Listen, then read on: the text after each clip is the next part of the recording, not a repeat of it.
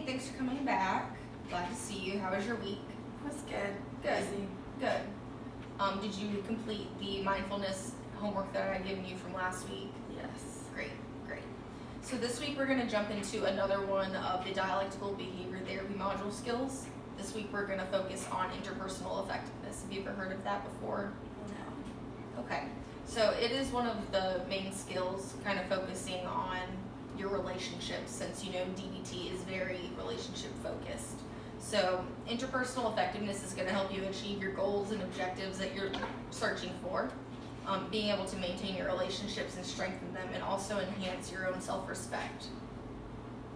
I know that for a lot of people that can be very difficult, learning how to tell people yes and no, but also maintaining those relationships and respect for yourself as well. A lot of people are yes men, so they become overloaded. You feel like that's something that you deal with? Yes, all the time. Great, great. So we're going to talk about the objectives of effectiveness, and then we're going to talk about an acronym that's used, and then we'll jump into some role play exercises. So objectives of effectiveness for interpersonal effectiveness is going to be to reaching and obtaining a goal.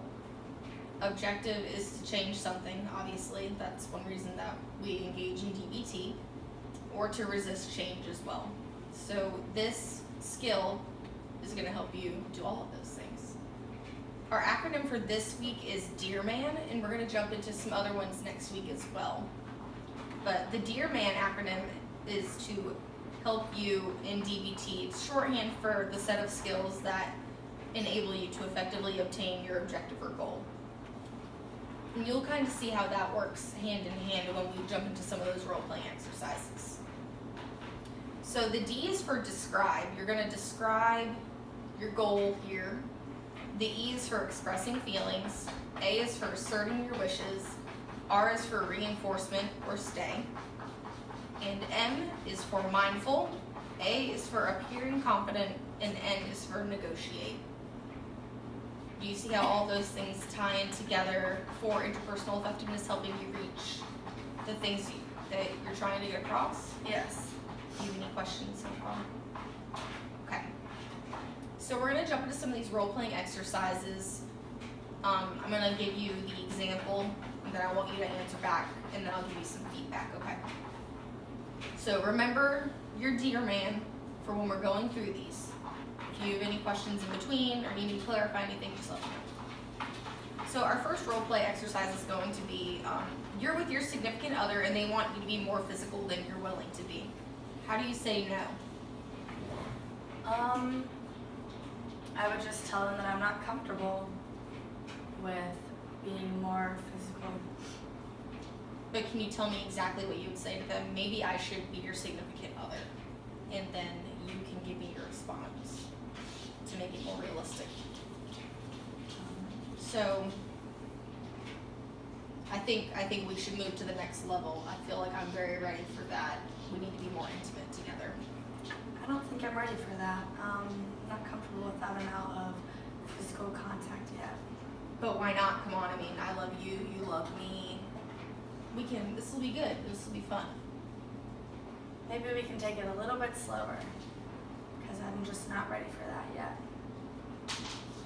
But when will you be ready? I mean, don't you care about me? Don't you love me? Well, yes, but I'm just not comfortable with that yet. So I think we should take some more time until I'm comfortable and we're both ready. Good, I think that was good. You definitely were being assertive, and you were reinforcing that you weren't ready. You were standing your ground. You easily expressed your feelings as well, and you appeared confident. You were also mindful of the other person's feelings in that context. You weren't being too assertive, but you were still asserting your own wishes as well. Good. We'll move on to the next one. This is you're speaking to your professor and you want to redo an assignment that you did poorly on.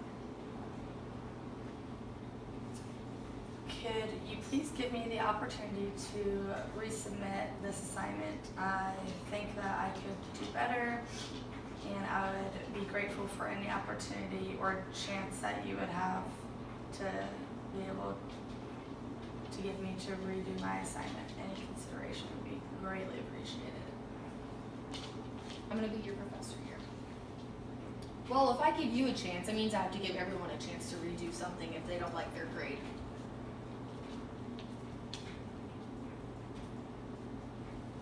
Well, I think that part of learning is messing up and being able to have a second chance, and I'd really appreciate if you'd give me the second opportunity to do better now that I have a better understanding and I know that I can do a better job the second round. That was good. You really were trying to express that, you know, you feel like you could do better the next time, and you did try to negotiate and appear competent, which is also very important as well. You also stood your ground, even though he or she, your professor in this case, wasn't really open to giving you a second chance. Most of the time, most professors or people that are in a higher power than you don't like to really give second chances because they feel like they have to be fair to everyone. But you did make your point, and I think it went well. The next one is you're talking to a friend. Tell them that you don't want to go to that party this weekend. Maybe we could try to do something else this weekend because I don't really feel like going to a party. You know, let's just hang out and do something that we both want to do. Come on, we never go out and do anything. Why? I don't understand. You never want to do anything.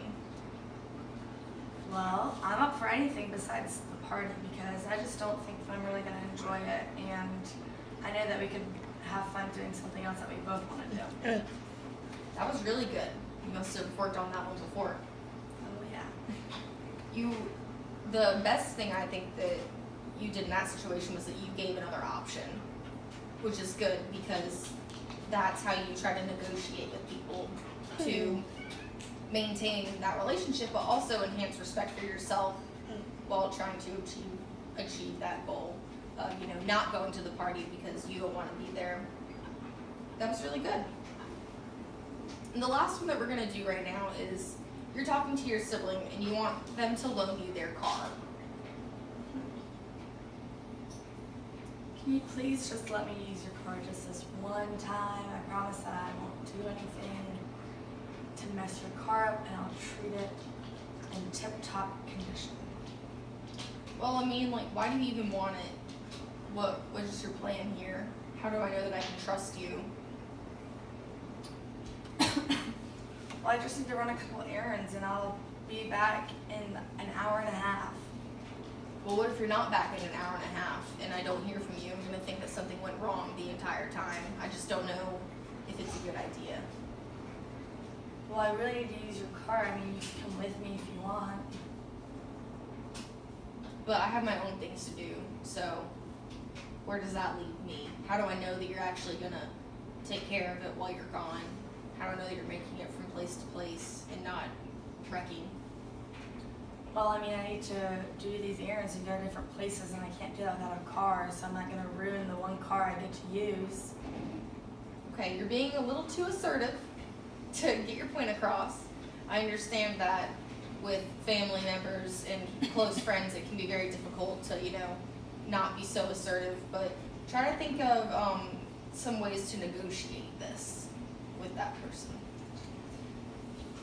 I'll let you track me on my phone. I'll send you my location, and you can make sure, and then I'll call you whenever I'm on the way home. Okay, so you say you think it's only going to take an hour and a half? Yeah, it should. All right, well. 2 hours at most. I guess that we can make that work. Thanks.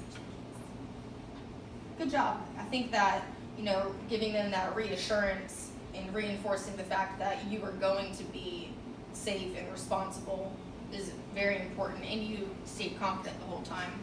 I just want you to be a little more mindful of the way that you're asserting your wishes and expressing yourself. Some people may become very offended, and you don't want that to, you know, have a harsh way on that relationship. Good. Do you have any questions for me this week? I'm going to give you a little bit of homework to do, of course.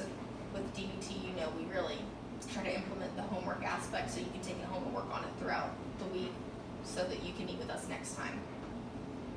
I think we'll be fine. I'll just shoot you an email if I have any questions. Great. Yeah, you know our office number as well. So I'm going to give you some worksheets on the relationship effectiveness and self-respect effectiveness skills, the give and fast. So I'm going to give you those before you head out. I really appreciate your time this week. Thank you. It was nice Thank you. meeting with you. Great.